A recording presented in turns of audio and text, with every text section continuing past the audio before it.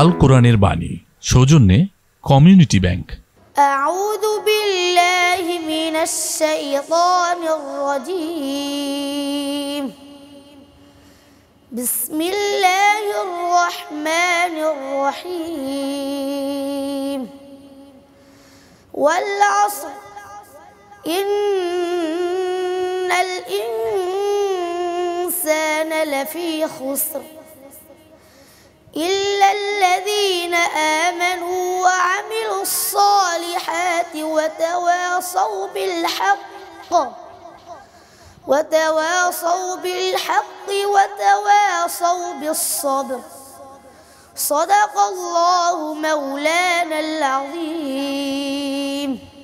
Community bank, সবার bank. আসসালামু আলাইকুম রহমতুল্লাহি ওয়া বারাকাতুহু।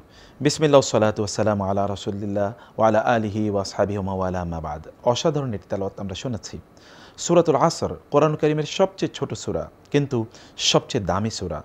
আর এই সূরার ব্যাপারে ইমাম শাফি রাহমাহুল্লাহ বলেছেন, যদি এই সূরা ছাড়া আর কোনো সূরা নাজিল না হতো তাহলেও আমাদের জন্য যথেষ্ট হতো।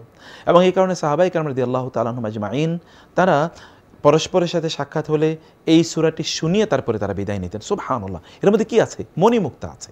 আমাদের জীবনের সফলতার সকল মূল মন্ত্র আল্লাহ তাআলা এখানে বলে দিয়েছেন। আর সেটি কি?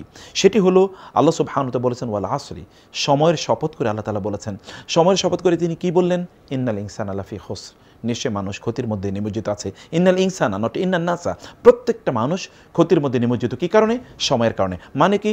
সময় যদি লোকেরা ঠিকমতো না ব্যবহার করে, ঠিকমতো সময়কে তারা তাদের নিজেদের কল্যাণে না কাটায়, তাহলে তারা দুনিয়াতে ক্ষতিগ্রস্ত হবে, আখিরাতে ক্ষতিগ্রস্ত হবে। একটু চিন্তা করে দেখুন, আপনি স্টুডেন্ট, মানে আপনি শিক্ষার্থী।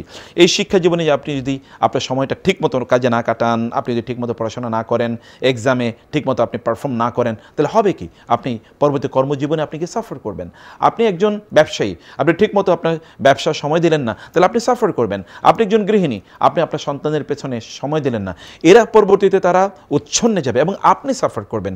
আপনি দুনিয়াতে আখিরাতের ইবাদত করলেন না, আপনি কি আখিরাতে গিয়ে বলতে পারবেন আল্লাহ আমাকে আবার দুনিয়াতে পাঠান, আমি এবার আমল করে আসতে চাই? কিচ্ছু করতে পারবেন না। আপনাকে সময়ের কাজ সময় করতে হবে। এই কারণে পৃথিবীর সবচেয়ে সফল মানুষরা তারা সময়কে ব্যবহার করেছেন। তাদেরও 24 ঘন্টা, আমাদের 24 ঘন্টা। তারা এত কেন সফল? তারা যদি অর্থের দিক থেকে বলি, আমরা যদি সমাজ পরিচালনার ক্ষেত্রে বলি, জ্ঞান প্রজ্ঞার দিক থেকে বলি, ইবাদতের দিক থেকে বলি, তারা কেন এত সফল? কারণ তারা সময়কে ঠিকমতো কাজে লাগিয়েছেন। তারা যত সময় কাজ করেছেন। তাদের কাছে আপনি গিয়ে যদি বলেন আমাকে একটু সময় দেন, তারা আপনাকে সময় দেবে না, কারণ তাদের সময় নাই। তারা সময়ের মধ্যে সব কাজ করতে হবে। তারা অর্থ দিতে পারে কিন্তু সময় দেবেন না। সাহাবায়ে কেরামরা তাই করতেন, সালফে সালিন তাই করতেন।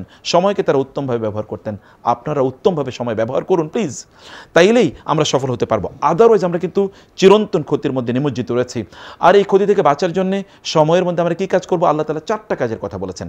একটা কাজ হচ্ছে আমার নিজের জন্যে, আরেকটা কাজ হচ্ছে সমাজের জন্যে, এবং একটা কাজ হচ্ছে নিজের আখিরাতের জন্য, আরেকটা কাজ হচ্ছে দুনিয়াকে আমরা কীভাবে উত্তমভাবে আমরা এই দুনিয়াকে সাজাবো সেই জন্যে। আল্লাহ বলছেন ইল্লাল্লাযিনা আমানু, তবে তারা ক্ষতির মধ্যে নিমজ্জিত না। আল্লাহ ইস্তিসনা করলেন, যারা ঈমান এনেছে। মানে আপনাকে সৃষ্টি করেছেন কে? আল্লাহ, এবং আপনাকে ফিরে যেতে হবে আল্লাহর কাছে। প্রত্যেকটা কাজের জন্য জবাবদিহি করতে হবে আল্লাহর কাছে। আপনি সব কিছু পেয়েছেন আল্লাহর কাছ থেকে। আপনার শরীরে সব কিছু আল্লাহ আপনাকে দিয়েছেন। আপনাকে আলো বাতাস আল্লাহ দিয়েছেন। আল্লাহ আপনাকে বেঁচে থাকার সুযোগ দিয়েছেন, এবং আপনি মরে গিয়েও আল্লাহ সুবহানাহু ওয়া তাআলার কাছে যেতে হবে, জবাবদিহি করতে হবে তার সকল কাজের, তার কাছে আপনার সকল কাজের জন্য। ফলে তার প্রতি আপনার ঈমান আনতে হবে, বিশ্বাস করতে হবে। কিন্তু বিশ্বাসই কেবলমাত্র আপনাকে বাঁচাতে পারবে না। বাঁচতে হলে আপনাকে অবশ্যই আমলে সালেহ করতে, ভালো কাজ করতে হবে।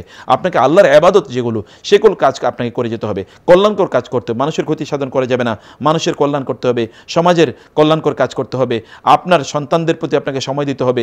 তাদেরকে ভালো মানুষ বানানোর জন্য আপনাকে আপনার স্ত্রীকে সময় দেবেন, পিতামাতাকে সময় দেবেন, স্বামীকে সময় দেবেন, আত্মীয়স্বজনকে সময় দেবেন। এই কাজগুলো আপনি করবেন। এগুলো আমলে সালেহ, এগুলো আপনাকে করতে হবে। কারো ক্ষতি সাধন করা যাবে না, কারো হিংসা বিদ্বেষ করা যাবে না, রক্তপাত করা যাবে না, ডাকাতি করা যাবে না, অন্যায়ভাবে সম্পদ লুট করা যাবে না। এগুলো তো আপনি করবেন। এর বাইরে আরেকটা কাজ হচ্ছে কি? ওয়া আমিলুস সালিহাতি, এর পরে ওয়াতাওয়াসাউ বিল হাক্কি ওয়াতাওয়াসাউ বিস সাবরি, মানুষকে পরামর্শ দেয় হকের ব্যাপারে, কোনটা ভালো কোনটা মন্দ, কোনটা সত্য কোনটা মিথ্যা, কোনটা হক কোনটা বাতিল, কোনটা মানুষের জন্য কল্যাণকর কোনটা অকল্যাণকর, এটা বলে যায়। এটা আপনি মানুষকে বলে যাবেন। আপনি কেবল তাকিয়ে থাকবেন না। কারো ক্ষতি হলে আপনি বলবেন যে ভাই এই কাজটি এভাবে করুন, এবং সবর, ধৈর্যের ব্যাপারে মানুষকে বলুন। যারা ধৈর্যশীল তারাই কেবলমাত্র সফল হতে পারে, তারাই কেবলমাত্র কল্যাণ পায়, এবং তারাই সকল কাজে সুষ্ঠুভাবে সম্পাদন করতে পারে। এই কথাগুলো মানুষকে বলতে হবে। একদিকে সমাজের জন্য, মানুষের জন্য করবেন, অন্যদিকে নিজের জন্য করবেন। এভাবেই কেবলমাত্র আমরা সফলতা অর্জন করতে পারি, এভাবেই কেবল সময়কে আমরা উত্তমভাবে ব্যবহার করতে পারি। আপনি ঘুমিয়ে কাটিয়ে দেবেন, আপনি গাল গল্প করে, উপন্যাস পড়ে, ফেসবুক টিপিয়ে অথবা ইউটিউব দেখে, নাটক সিনেমা ইত্যাদি দেখে, গান বাদ্য শুনে কাটিয়ে দেবেন, খেলাধুলা করে না। সময় কিন্তু আপনার চলে যাচ্ছে, আপনি গ্র্যাজুয়ালি আপনার বয়স বাড়ছে, বৃদ্ধ হয়ে যাবেন, দুর্বল হয়ে যাবেন, আর কাজ করতে পারবেন না। সো এখনই টাইম কাজ করার। আল্লাহ তাআলা আমাদেরকে বোঝার তৌফিক দান করুন। আল্লাহুম্মা আমিন। ওয়াসসালামু আলাইকুম ওয়া রাহমাতুল্লাহি ওয়া বারাকাতুহু।